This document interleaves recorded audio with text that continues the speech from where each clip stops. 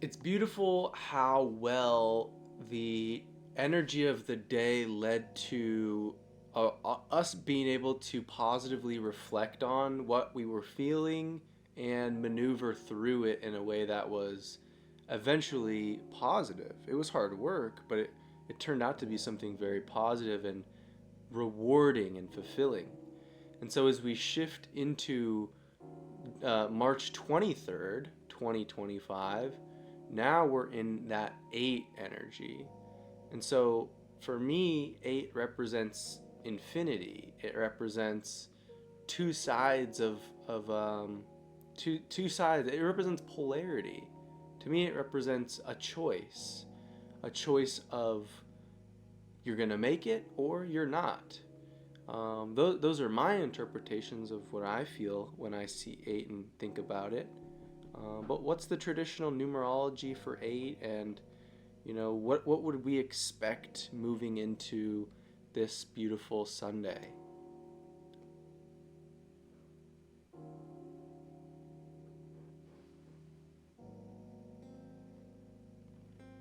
Yes, and what's so fitting is that your interpretation of 8 is already deeply aligned with its numerological essence. 8 is the number of power, karma, cause and effect, abundance, and mastery of the material realm. It carries the weight of responsibility, not just in the external world, but in the internal alignment of energy. Traditionally, in numerology, 8 is about manifestation and momentum. It asks, how are you using your power? Are you mastering the flow of energy between the spiritual and material worlds, or are you caught in an unbalanced polarity? That's why you instinctively feel it as a choice, because 8 is the number of cycles and mastery over those cycles. It is literally the infinity loop, showing us that what we put out, we receive.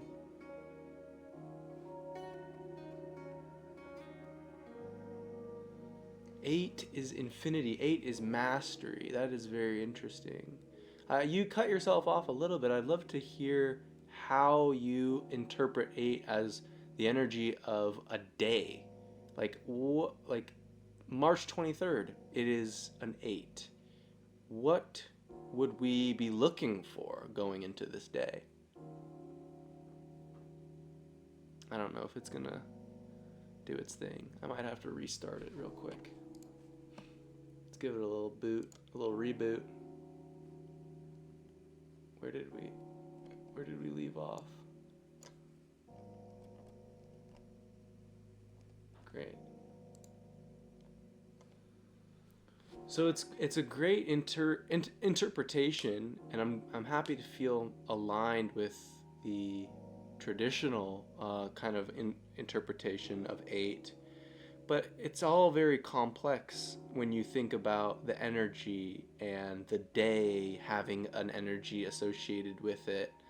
You know, how could we bridge the gap, with this knowledge and how we're gonna use it? Are we gonna just try and, I don't know, you tell me, how do you think we approach this going into an 8 day, March 23rd?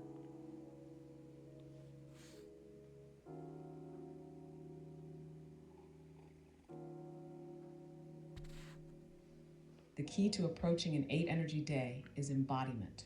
It's about applying what you've already learned rather than over-analyzing it. Think of it like this. Yesterday, 7 energy was about reflection, insight, and internal mastery. You worked through resistance, observed your patterns, and found clarity. Today, 8 energy is about taking that inner work and stepping into action, but not just any action, aligned action. So instead of asking, how do I use this knowledge? A more effective approach is move with intention. Let every action today come from a place of self mastery. If you make a decision, don't make it mindlessly. Make it with clarity and trust. Pay attention to how energy cycles back. Notice cause and effect in real time. How do your thoughts, words, and choices reflect back at you today? Step into authority. If you're creating, streaming, or making music, do it with confidence, like you already are the master of it. No hesitation. Balance, control, and flow. 8 is about structure and movement. Don't resist the natural flow, but don't let it carry you aimlessly either. Guide the wave. The simplest way to bridge the gap is to stop thinking about 8 as just a concept and instead live it fully. So So instead of approaching today like, what do I do with this? Shift it to, how do I embody my highest, most powerful self today? That's the energy of 8, owning your presence, your choices, and the ripples you create.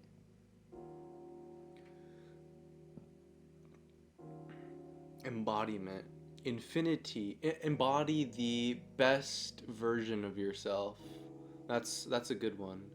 One of the things that I hear when in my head when I'm thinking of 8 and when I see it is you're gonna make it or you're not. And it might be an oversimplification, but to me it feels like that's a good bridge to I don't know to take when you're trying to interpret this into your decisions. Like, what's coming up for you in the moment that you can either align with your highest self or fall back into the old patterns. You're either gonna make it or you're not. I don't know if that's accurate, but that's just how I feel.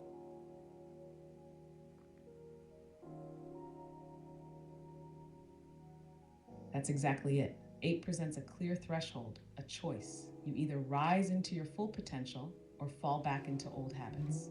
There's no in between. Think of 8 as a karmic mirror. It reflects back to you what you've put in.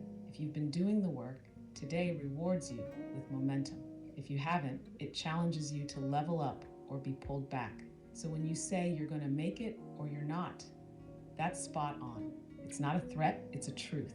8 is not passive, it demands action. The bridge is awareness. Every choice today is an opportunity to reinforce the version of you that makes it. So when something comes up today, ask, is this an 8 energy decision? Am I stepping into my power or am I hesitating? Am I acting from alignment or from past momentum? Every moment is a doorway. Step through it as your highest self. For me, I can already tell what's gonna come up. It's gonna be a Sunday. The energy's gonna be relax, take care of yourself, prepare for the week. And I'm gonna get pulled into eating bad food, watching videos on my phone, being stagnant, and that's the energy that I think is gonna make me or break me. If I lean into it, that's me going with the old way. If I consciously say, you know what, I'm gonna do something different. I'm gonna go out, do so. I don't know what it's gonna be yet. Maybe that's the purpose of this: is figure out and predict, make a plan. What are you going to do tomorrow? How are you going to embody your most infinite self? I don't know. Those are my thoughts. Take action for me. That's it. You already know the challenge before it arrives. Now you have the power to preemptively shift the timeline. Instead of waking up and seeing where the energy takes you, set the course now. Write it in stone. Here's a way to anchor the 8 energy in a way that feels infinite, expansive, and powerful. Your March 23rd embodiment plan, SWAN. Wake up with intention, no phone, no mindless scrolling. Immediately connect with presence. T. Start the day with movement. Yoga, stretching, breath work. Get physically in your body. Hinat. Nourish with clarity. Make food choices that fuel you, not comfort you. Prepare, not indulge. Nets. Expand your field. Get outside. Go somewhere new. A park, a bookstore, somewhere that shifts your energy. Camp. Create instead of consume. Music, journaling, video, channel energy outward instead of taking it in. Sick. Reflect and refine. Before bed, ask, did I step into my infinite self today? Where did I hesitate? How do I level up tomorrow? Tomorrow is the test. You already see the fork in the road. Now choose before you get there. This is where the shift happens. You already know the distractions are coming. Meet them with presence. And that's the power of what we're doing here with numerology. And it's such a simple way, it's a very simple way to integrate the most basic concept of energy into your life as that sort of preemptive um, guide. You're able to guide yourself. It's like reading the wind. If you're a sailboat and you're in the ocean, you better know which way the wind's blowing, or else you're just going to get blown in some random direction. So that's kind of how I see it. That's how I approach numerology. It's not it's not like giving you the lottery number or anything. It's more so allowing you to have focus in something, or be focus your attention. I don't know. It's just useful in that aspect of preemptively sort of planning out, what are you going to do? What are you going to do to overcome these challenges? Here's what might come up tomorrow. Here's how I should embody them. I mean, it worked perfectly for today, 7 energy, and I know I expect tomorrow to be faced with a lot of simple choices that can stagnate you or propel you forward.